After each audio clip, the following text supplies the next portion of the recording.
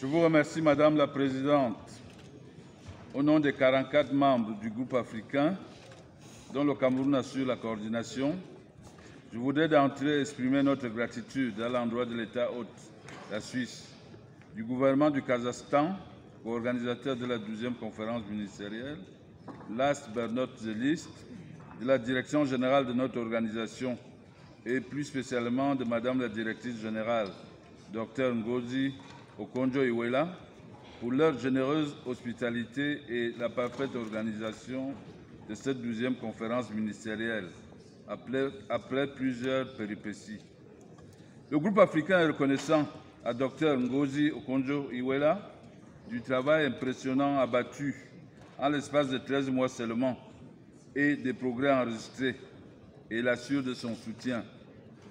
Les travaux de la 12e conférence ministérielle de l'OMC se tiennent à un moment crucial qui nous interpelle et engage la responsabilité collective et individuelle de chacun des États membres sur le sens et le devenir de notre organisation et, de façon plus globale, du multilatéralisme commercial.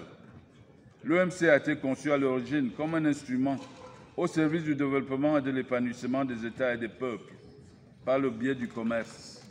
Malheureusement, dans la pratique, l'organisation s'est muée en un mécanisme de conquête des parts de marché toujours plus grandes, fragilisant ainsi les pays en développement et les moins avancés, notamment ceux d'Afrique. En plus de 20 ans, depuis notre adhésion à l'OMC, en effet, la part de l'Afrique dans le commerce mondial est passée de 5% à moins de 3% aujourd'hui. Si je pouvais, Madame la Présidente, me permettre une pointe d'humour, je dirais quel progrès pour l'Afrique. Madame la Présidente, le sens et le devenir de notre organisation et du système multilatéral commercial se posent avec acuité aujourd'hui, qui souffre d'un profond déficit de confiance, alimenté par des inégalités et inéquités systémiques qui appellent des actions urgentes. Nous avons plus que jamais besoin d'actions collectives, concrètes et courageuses, empreintes de sagesse, de justice et d'équité, qui permettraient de relever le niveau de vie des peuples les plus faibles et de combler l'écart et les fractures que le multilatéralisme asymétrique a exacerbé entre le Nord et le Sud, afin de revenir à l'esprit de l'accord de Marrakech et du Kennedy Round, qui a ouvert la voie au multilatéralisme commercial. Le développement des uns est et demeurera toujours une opportunité commerciale pour tous, dans un système ouvert et soucieux de libérer le potentiel des nations. L'Afrique appelle par conséquent à un aggiornamento, à un retour aux sources du multilatéralisme. La 12e conférence ministérielle de notre organisation nous en donne l'occasion. Il nous faudra par conséquent faire preuve de solidarité et de pragmatisme opérationnel en examinant les problématiques en débat, en l'occurrence un traitement spécial et différencié, effectif, opérationnel et adéquat, la correction des déséquilibres des règles dans le domaine de l'agriculture, l'insécurité alimentaire qui menace une part importante de la population mondiale, le renforcement des chaînes de production et d'approvisionnement des pays africains, avec une attention particulière pour les pays importateurs nets de produits alimentaires et les PMA, afin de faciliter leur accès aux échanges commerciaux mondiaux, la contribution du commerce à la résorption de la pandémie du Covid-19, notamment à travers la facilitation de la production et de l'accès aux vaccins, sans oublier d'autres questions fondamentales, telles que les subventions à la pêche, le règlement des différends, l'assistance technique. Ceci devra être l'épicentre de la réforme que nous attendons mener, fondée sur les principes fondamentaux de l'accord de Marrakech. Le Cameroun, mon pays, qui espère vous accueillir pour la 13e conférence ministérielle, ne ménagera aucun effort pour faire du multilatéralisme commercial la voie par excellence du développement et du bien-être de tous les peuples. Je vous remercie pour votre aimable attention. Merci beaucoup, cher Mbaka.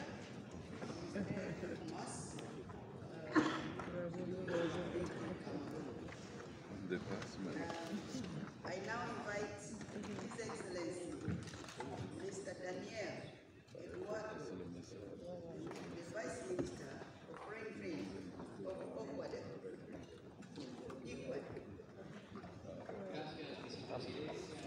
en mutation.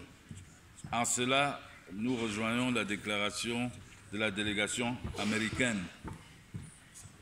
La seconde chose fondamentale à nos yeux, et qui a été dite par la délégation de Maurice, et qui en même temps est frappée du sceau du bon sens, c'est la question du renforcement des capacités.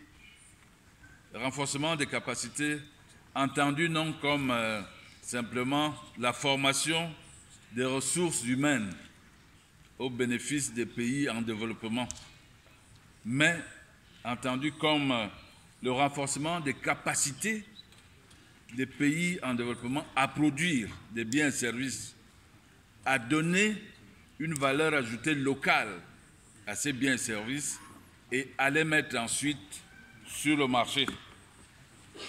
C'est bien pour nos États, évidemment, d'être membres de l'OMC, c'est-à-dire de pouvoir participer aux travaux, de participer aux conférences ministérielles, d'être des acteurs de ce que j'appellerais le ministère de la parole. Mais c'est encore mieux d'être des acteurs réels des échanges commerciaux, donc d'être des membres actifs du ministère de l'Action. Est-il normal, chers collègues, que tout un continent, l'Afrique, ne représente que 3% à peine des échanges mondiaux? Le groupe africain réellement appelle, certes, à la réforme de l'OMC, mais le groupe africain voudrait que cette réforme ait du sens. Je vous remercie.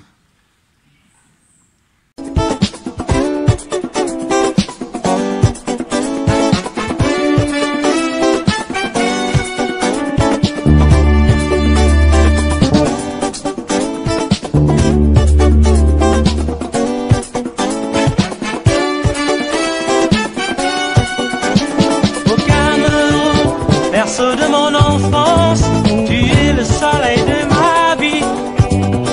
Je suis fier de toi et tant que je vivrai, je me battrai toujours pour tes couleurs.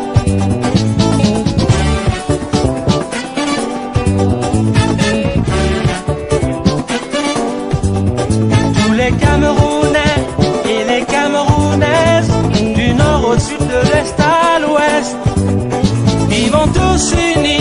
Soyons solidaires, construisons l'avenir du pays, dans la paix, oh yeah, Cameroun, dans le travail, oh yeah, Cameroun, pour la patrie, oh yeah, Cameroun, dans la paix, oh yeah, Cameroun, dans le travail, oh yeah, Cameroun, pour la patrie.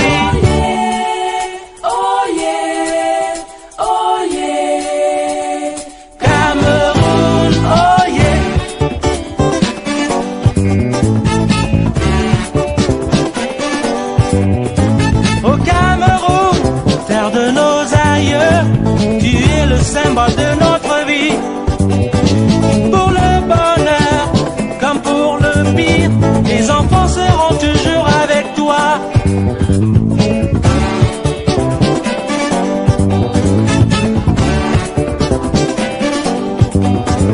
Tu es l'amour, tu es l'unité, dans la paix, dans la fraternité.